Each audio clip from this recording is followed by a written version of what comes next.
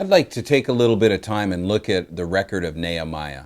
I love Nehemiah because I'm the kind of person that really gets inspired when I read stories about, people. I relate very well, or it helps me a lot when I read stories about people and their victories and their successes. And I believe Nehemiah is one of the greats of the Bible. I call Nehemiah a man of vision. And one of the lessons that I've seen is Nehemiah was absolutely prepared. And I believe when preparation meets opportunity, you've got a great formula for success. So let's go to the book of Nehemiah. And I'd like to pick the record up in chapter 1 and verse 4. And it says, specifically in chapter 1, verse 4, it says, "When I heard these things, I sat down and wept. For some days mourned and fasted and prayed before the God of heaven." What Nehemiah is referring to is he got a report of the devastation that was going on in Jerusalem and the things that had happened back in Israel as a result of the invasion. And, he just gets this report about how the wall of Jerusalem is broken down and its gates have been burned with fire, and the destruction and the struggle of his fellow countrymen that are back there. And it says that for some days he mourned and fasted and prayed before the God of heaven.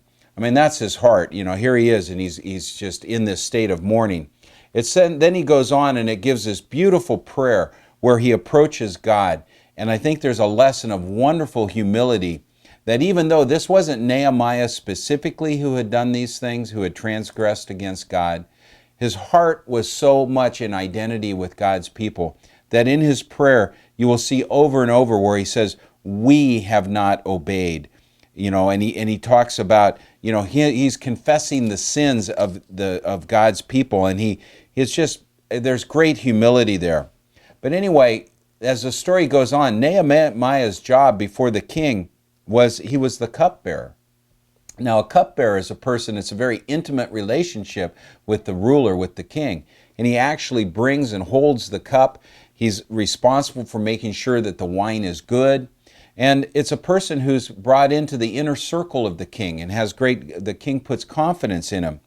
And so he comes before the king in chapter 2, and in verse 4, I believe it's in chapter 2, the king asks him, "Why does your face look so sad?"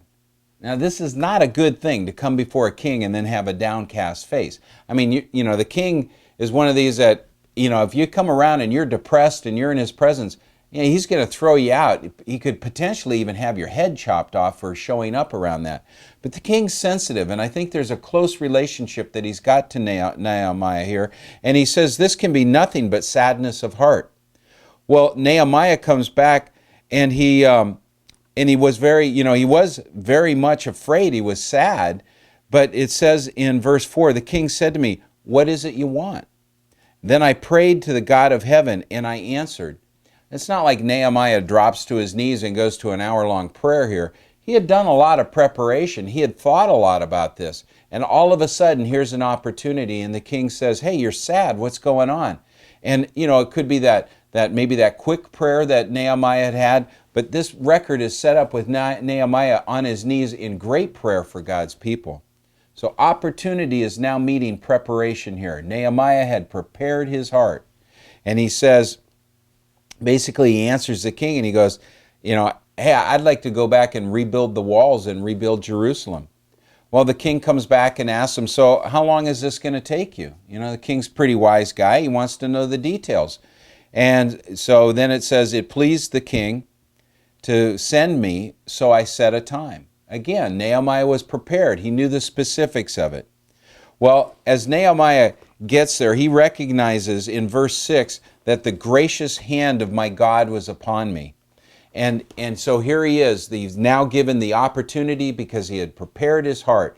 And he's given a mission here, and he's sent. It says that he's sent with a letter, and it says, the king granted my request. Verse 9, so I went to the governors of the Trans-Euphrates and gave them the king's letter. The king had also sent army officers and cavalry with me. Wonderful protocol. The elite of the elite go with Nehemiah. This guy's now showing up with some resources behind him, again, because he had a need that I believe God had placed on his heart. He interceded for God's people. He had prepared his heart. When that opportunity of the king questioning, he was prepared and he was able to answer him, because Nehemiah had a vision of what needed to be done, and that vision was a rebuilding of the wall. So here he is. He's now got resources. He goes back to this area, and it says in verse 10, when Sanballat the Hornite and Tobiah the Ammonite official heard about this, they were very much disturbed that someone had come to promote the welfare of the Israelites. They were very much disturbed that someone would come to promote the welfare of the Israelites. Make no bones about it. There is evil out there, and if you're moving forward with the things of God, the things that God wants you to do, you're going to run up against resistance.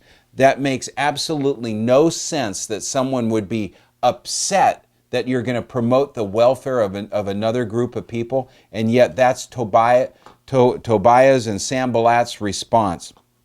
And it says in verse 11, I went to Jerusalem, and after staying there 3 days, I set out during the night with a few men.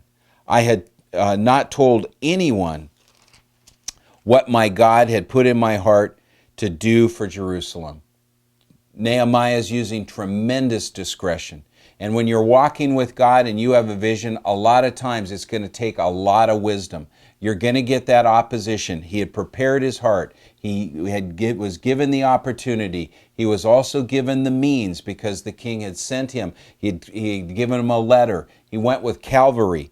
The elite of the elite is getting him there. But yet when he shows up, he's not blabbing his mouth. He's not running around talking about all the great things God is doing. He uses great discretion. He goes out at night and he surveys the wall, and he walks in that wisdom, and he doesn't tell anybody his plans. And then it says later in chapter 2 and in verse 18, where he gathers his fellow Israelites around, he says, I had also told them about the gracious hand of my God upon me and what the king had said to me. They replied, let us start rebuilding. Their response to Nehemiah's vision and to the purposes that God was setting in this is, let us start rebuilding. Let us start building the wall. Vision always inspires others. God has a vision for you in your life. I don't know what it is, but there's a vision. And if you get connected, if you prepare your heart, there will be a time of opportunity, just like happened for Nehemiah. It will inspire others around you. Remember, great keys here with Nehemiah. If you want to be inspired, read the book of Nehemiah. You'll see his preparation when it meets opportunity. It provides a great means for success. And when you continue reading this record, you will see, against the face of great opposition, evil words and evil actions of men that came against him, he stuck to his vision. He was committed to it. He put forth the sweat and the effort, and the wall was rebuilt. Whatever God has called you to do, He will do as long as you stay faithful to that vision.